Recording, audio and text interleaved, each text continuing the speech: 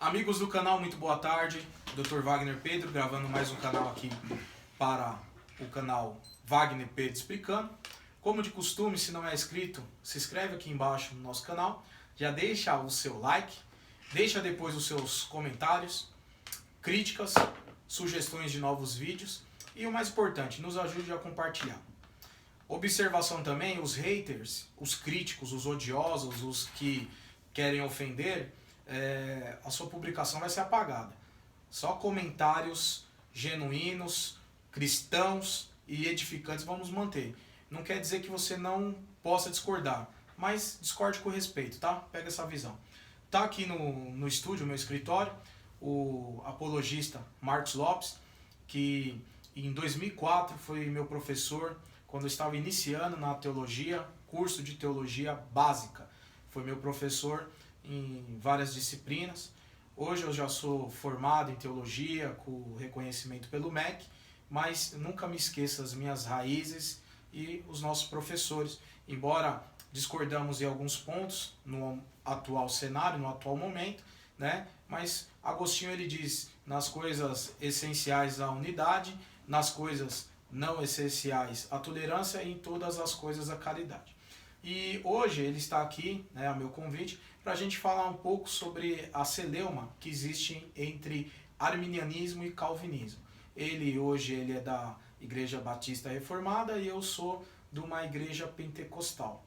Ele segue hoje, no caso, o calvinismo e eu estou numa igreja confessional que segue o arminianismo. Porém, nós temos uma amizade genuína e sincera e o vídeo de hoje não é para ter um debate. Debate você assiste lá no Vejam Só, na Rede TV, né? Fazendo propaganda, porque eu já tive lá com o Eber Cucarelli.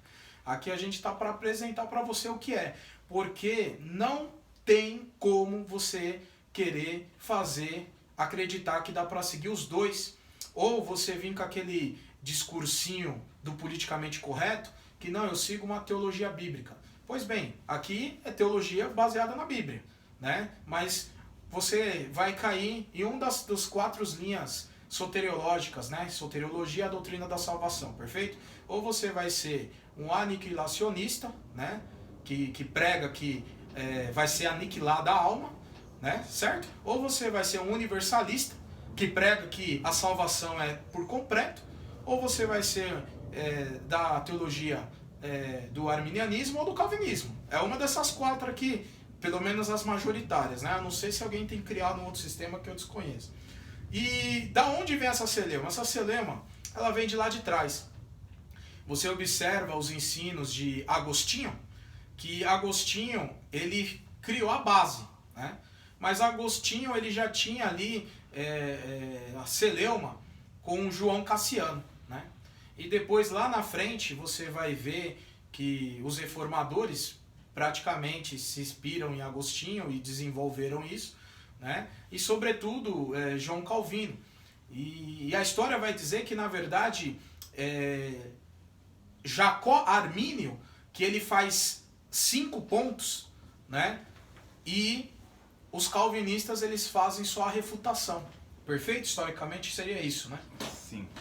E bom, então vamos lá, já falei demais. Rapidamente.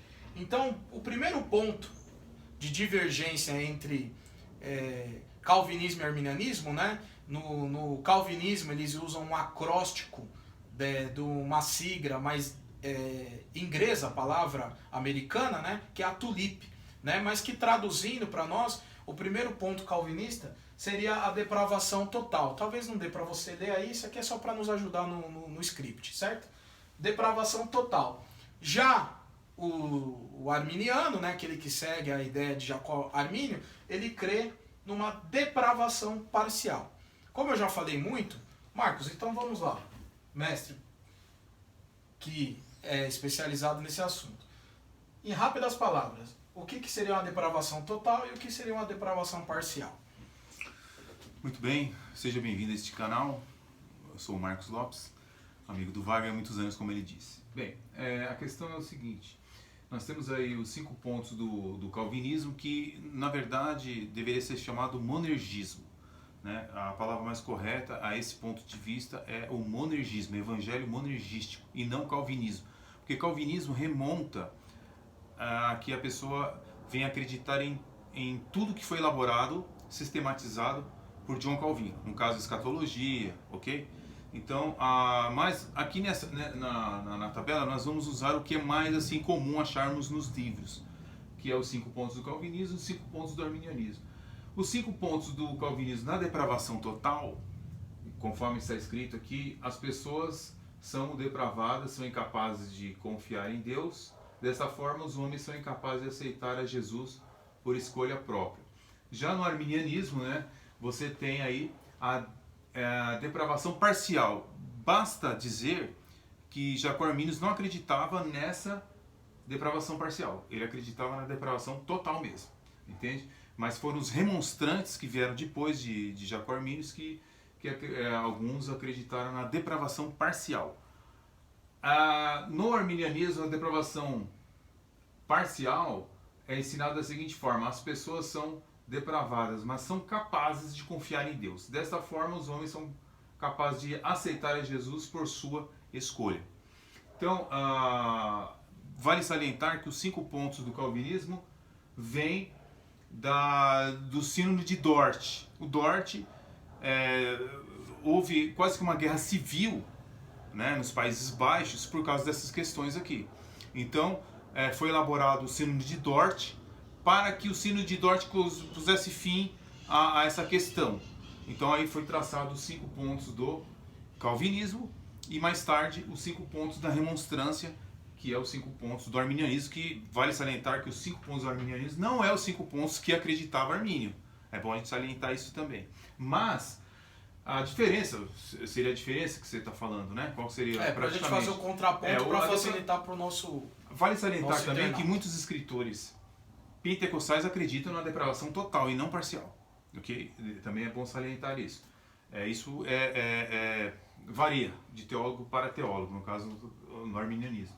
Então a depravação total, segundo o ponto de vista do calvinismo, seria que não existe possibilidade do homem se chegar a Deus, porque ele está num estado de depravação total, morto em seus delitos e pecados, conforme diz Efésios, capítulo 2, se não for na memória. Então o que acontece? Então a depravação total é esse ensino. Não existe possibilidade do homem ter fé por ele mesmo. Então ele está numa depravação total que precisaria do Espírito Santo para fazer a pessoa mudar a sua perspectiva. Já na depravação parcial, as pessoas são desprovidas, né? Conforme estaria, desprovidas, mas são capazes de confiar em Deus. Dessa forma, os homens são capazes de aceitar a Jesus por sua escolha. Então isso seria a posição do arminianismo, eu vou dizer, mais contemporâneo. Perfeito. Você que está nos acompanhando, né, colocando aqui simplificado, né, a explicação do nosso professor.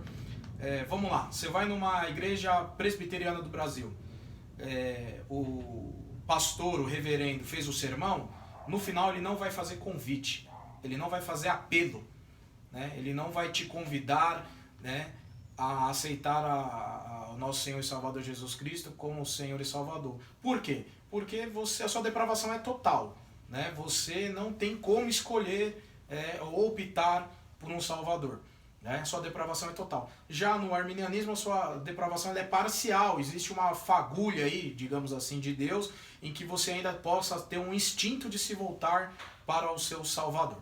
Tá? E o Charles Finney que inventou o apelo, só para dizer.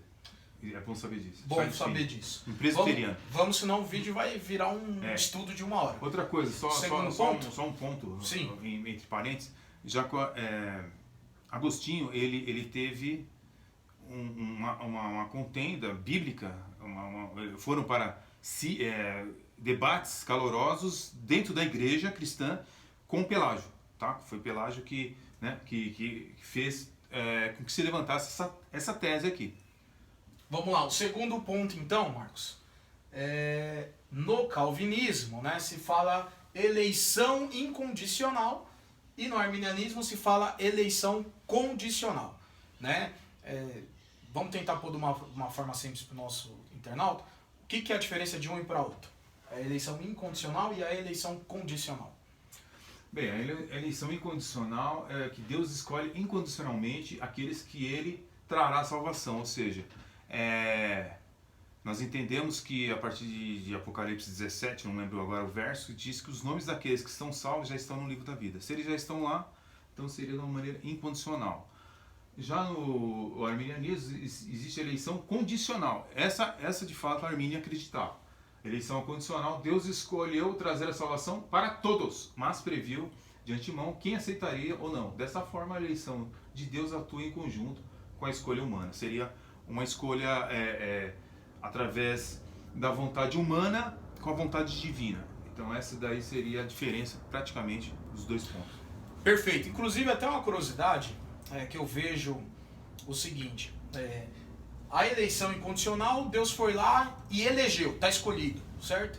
E a eleição condicional, ela está condicionada ao quê? Seria o pensamento de Armínio. Condicionado à ideia de que o homem tem um livre-arbítrio de optá-lo, escolher. Então ela está condicionada ao movimento da pessoa, à escolha, né? Então, ou seja, aqui é uma eleição feita somente por Deus, por isso que é monergismo, né? Seria a força de Deus buscando o pecador. Então a eleição condicional, que é o sinergismo, é o encontro das forças, né? Deus e o homem, né? Só que muitos querem, de uma forma pejorativa, querer dizer que na eleição incondicional coloca Deus como um tirano, como um Deus sem ética, como é que Deus escolheria um em detrimento de outros. Mas nessa daqui você tem que entender, na de Armínio, que embora está dizendo que Deus ele não escolheu um determinado grupo, que a opção está para todos, né, ter esse encontro, nessa sinergia, ao mesmo tempo ele diz aqui que de antemão ele já previu quem aceita e quem não aceita. Então de certa forma cai na vala comum, né, se você for querer fazer uma discussão ética, porque Deus ele também já sabe quem está condenado nesse sistema aqui. Ele também já sabe, ele já previu, e mesmo assim mesma, né? Vai cair na mesma. Né? Ele já sabe quem será. Nenhum, ele escolheu o salvo e o condenado. E no outro, ele não escolheu, porém ele também já sabe quem está condenado. Você entende? É uma vala comum. É uma vala comum. Então essa discussão ética não cabe nesse ponto. Aí a gente vai para o terceiro ponto. Só um parênteses aqui, vale salientar sobre a questão do livre-arbítrio, que Jacó-Arminius não acreditava no livre-arbítrio, ok? É só para a gente pontuar isso daí. Ele acreditava no ajuste, ou seja, a graça preveniente. Então o que é a graça preveniente? A graça preveniente é o seguinte, vamos pôr assim, ó, o Wagner aqui, ele está morto de seus delitos e pecados, a Armínio acreditava nisso, ele está morto de seus delitos e pecados. Porém, vem uma graça preveniente sobre você, quando você começa a ouvir o Evangelho, e aí o seu arbítrio é libertado. Por isso que alguns colocam livre-arbítrio e libertário. Então, aí você decide entre si ou não.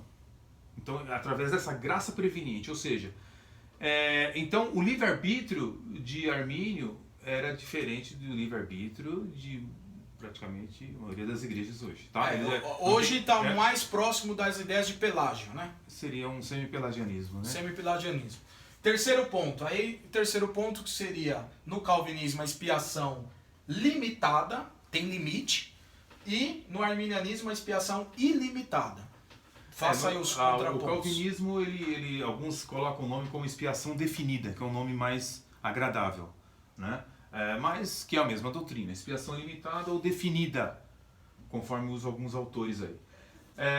A diferença entre os dois pontos seria o seguinte: na expiação limitada, a morte de Cristo, Deus provê a expiação dos pecados para os eleitos. Em resumo, Jesus morre na cruz para pagar o resgate apenas dos eleitos. Então, no calvinismo, a expiação de Cristo não foi por todos os seres humanos. Ele morreu por todos os seres humanos, mas não no sentido literal. Ele morre somente pelos eleitos. Já na eleição, na expiação ilimitada, no arminianismo ensina que na morte de Cristo Deus deu expiação dos pecados para todos. Em resumo, Cristo morreu por todos os homens e não somente pelos eleitos. É bem isso daí, bem resumidamente. Você, para entender melhor, você já deve ter ouvido, o sangue de Jesus, né, faz a remissão dos nossos pecados. Bom, no arminianismo, o sangue de Jesus faz a remissão dos nossos pecados.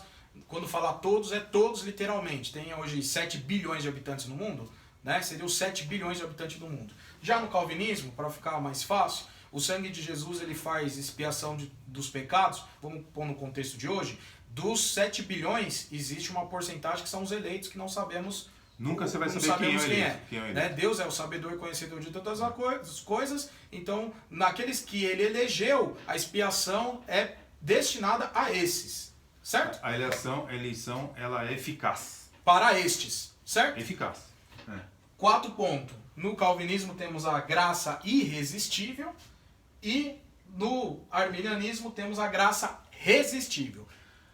No calvinismo, a graça irresistível significa que a graça de Deus ela é irresistível para os eleitos. Significa dizer que o Espírito Santo convence e salva todos os eleitos. Ou seja, é uma graça que você não vai ter como resistir a ela.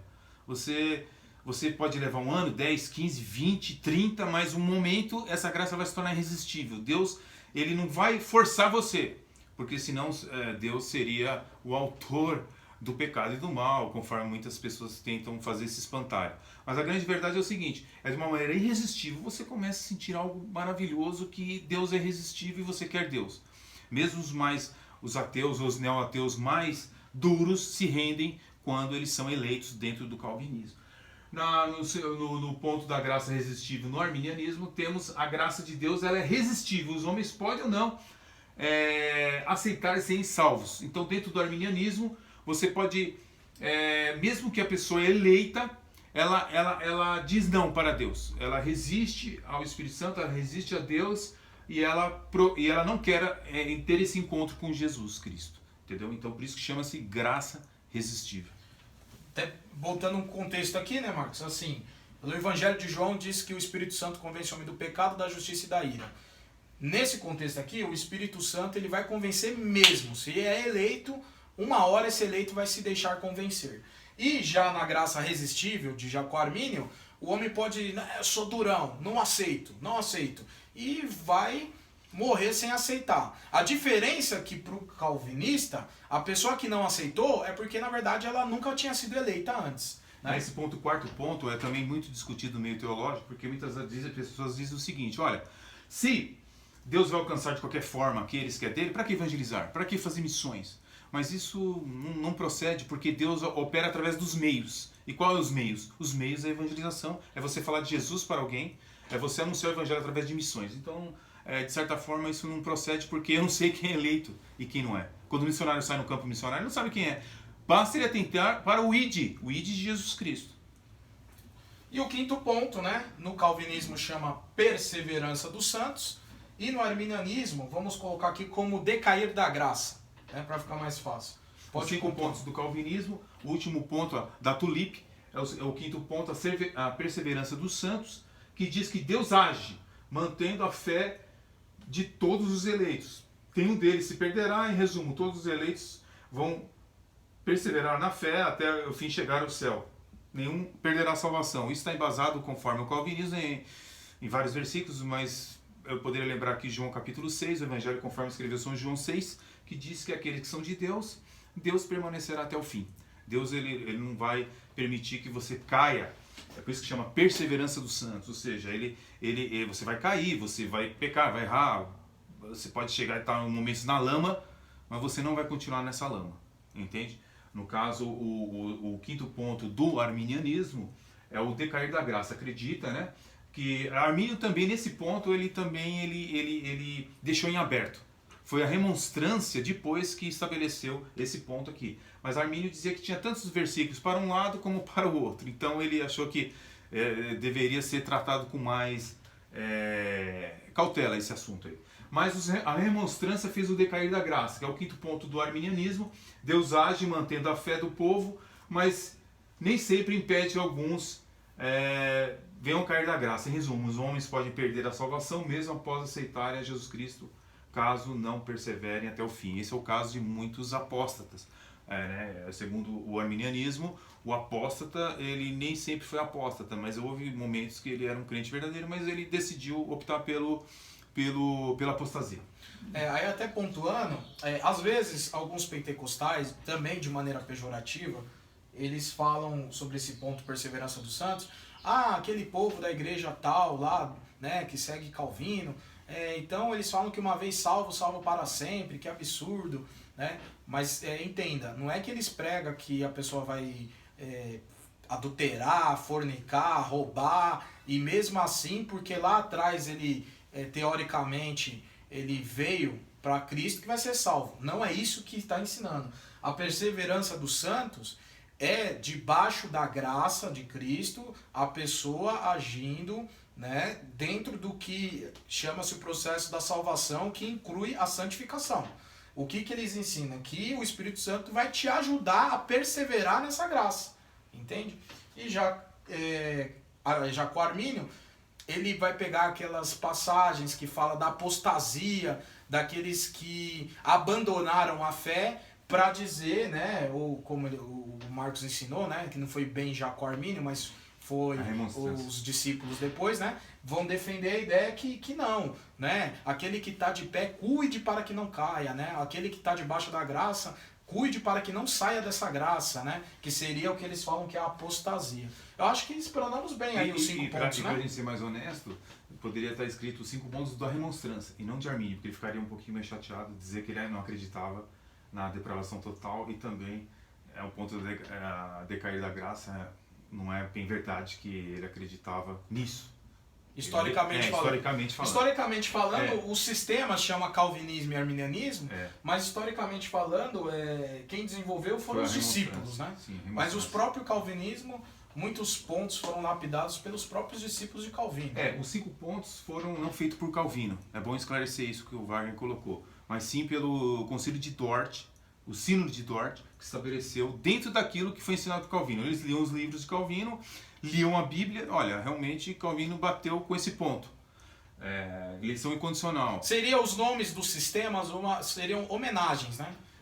Seria uma homenagem. Por isso que muita gente acaba relutando, não quer saber disso. Aí vem cá naquela bobeira. Não, eu não sou nem arminiano nem calvinista. Não tem como. São 2 sistemas que, assim como existe pré-tribulacionismo e pós, não tem como você dizer, não sou nem pré, nem pós, nem arminianista, nem minianista. Não tem como, você vai cair no sistema. Trazendo para o contexto agora, eu não sou de direita nem de esquerda. Não tem como. Você entendeu? Então fica difícil.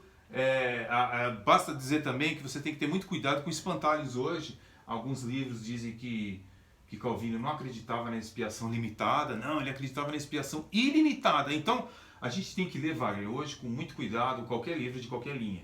E aí Marcos, esse aqui seria a coluna vertebral. Daí se desenvolveu outras ideias, dentro do próprio calvinismo e dentro do próprio arminianismo. Temos o molinismo, né? Que é uma doutrina católica. Que a gente pode fazer um vídeo sobre isso. Que tem a terceira tabela aí, que entraria o molinismo, que são os únicos 3 pontos soteriológicos, não tem outro. Arminianismo, calvinismo e molinismo. E o mais importante, para finalizar esse vídeo, isso aqui é a teologia saudável, argumentativa. Né? Você, arminiano, que faz vídeo, né, satirizando o calvinista, ou você, calvinista, que faz vídeo satirizando o arminianismo, né? Cuidado, viu? Que você pode estar aí cometendo um grave erro, né? Eu costumo dizer que a teologia ela tem que ser tratada com seriedade, porque a gente está tratando dos assuntos pertencentes ao nosso Deus, né? E o respeito ele cabe em todo lugar. Eu posso deixar só uma vez? Claro. Tem pessoas que dizem que é arminiano de 4 pontos e tem calvinista que é de 4 pontos. Só um recadinho para eles. Que não existe essa possibilidade, tá? Porque um ponto está interligado com o outro. Um exemplo, você que está assistindo esse vídeo. Eu gostei de alguma coisa do lado de cá, mas eu gostei de alguma coisa do lado de cá. Não tem como. E o vice-versa. Ou você não entendeu, e aí você assiste novamente o vídeo. E outro ponto também, e procure ler algumas literaturas, né? Ou você está em cima do muro, né? E outro ponto, não tem como eu ser de 4 pontos, arminiano de 4 pontos, ou um calvinista de 4 pontos. Eu gostei só de 4 partes. 4 ou 3. Existe, mas não condiz. Quando você vai ver o esqueleto da doutrina soteriológica, não tem como. Bom, vamos ficando por aqui. Amém. Minha eterna gratidão. Obrigado, Marcos. Amém. Esse vídeo vai ser compartilhado nos canais do nosso companheiro. Ele vai editar o vídeo e ele bota no canal. Foi para explicar, né, as diferenças. Explicar a diferença, você que está iniciando agora e tentar... eu tenho minha convicção, ele tem a dele, mas tentar ser imparcial, ser professores de teologia aqui para você que nos acompanha. ele vai deixar os contatos no canal, Espada Triunfante, canal Wagner Pedro Explicando. E vamos ficando por aqui. Minha gratidão, meu forte abraço para você. Ok. Idem. Nos vemos lá no canal Espada Triunfante ou Resistência Apologética. Temos um blog também, Espada Triunfante. Tá? E estamos aí para ajudar na fé cristã. Fique na paz.